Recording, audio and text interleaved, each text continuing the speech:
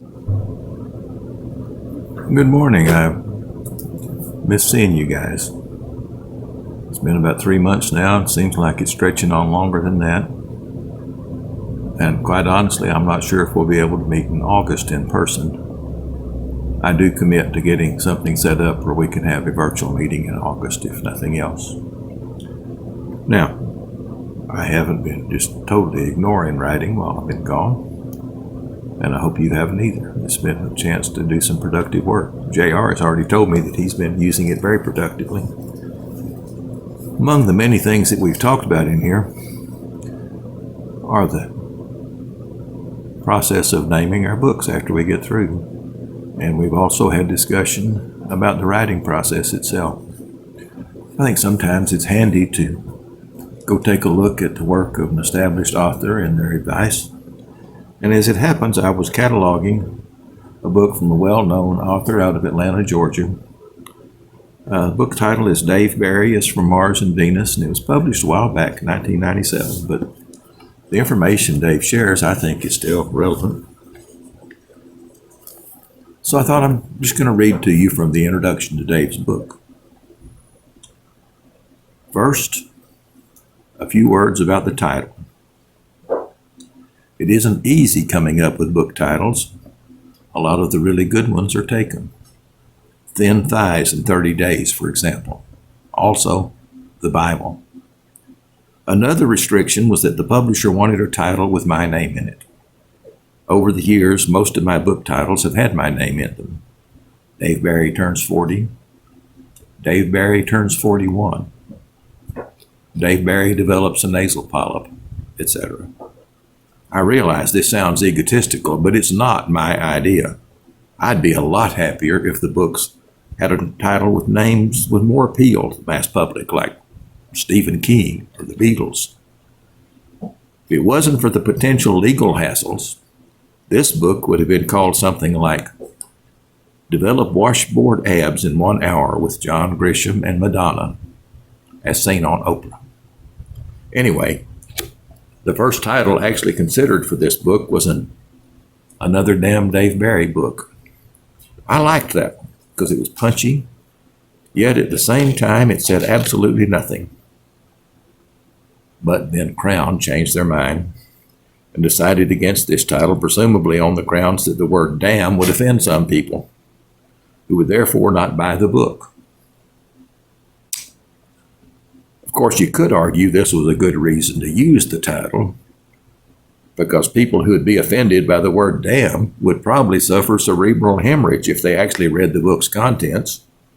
But another damn Dave Barry book was definitely out. Instead, Crown wanted to use Dave Barry Exposes Himself, featuring a cover photo of me wearing only an overcoat, which I would be holding open to display my body, with my strategic parts covered by a title. Insert your font size jokes here. After a certain amount of hemming and hawing, as well as faxing, I rejected this title.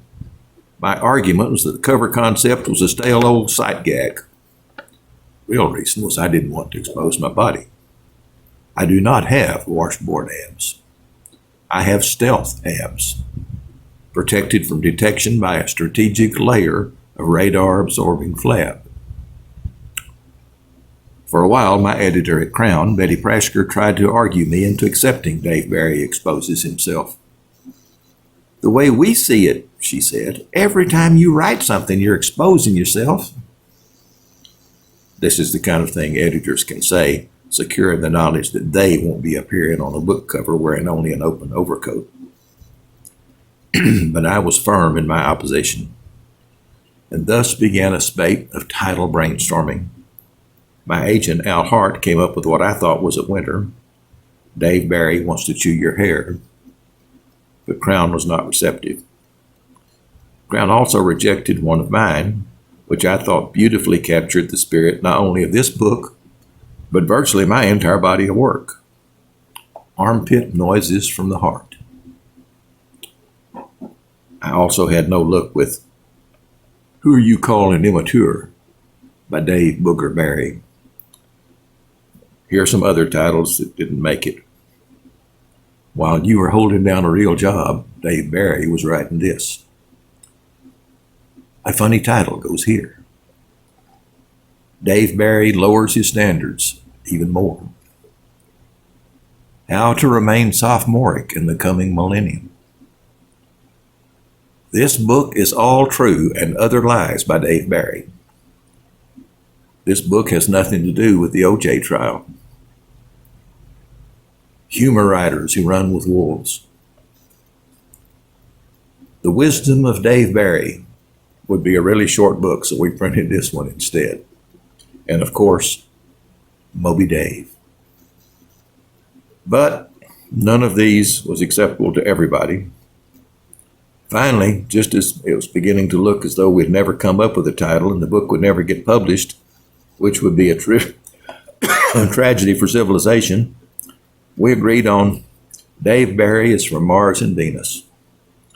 It combines the two most essential elements of a classic book title.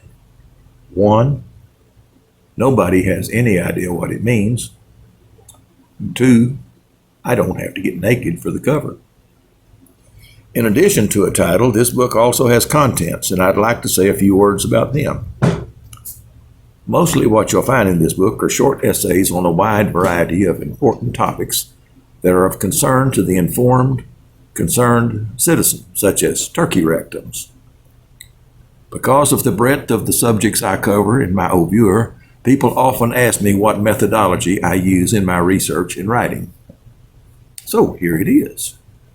1.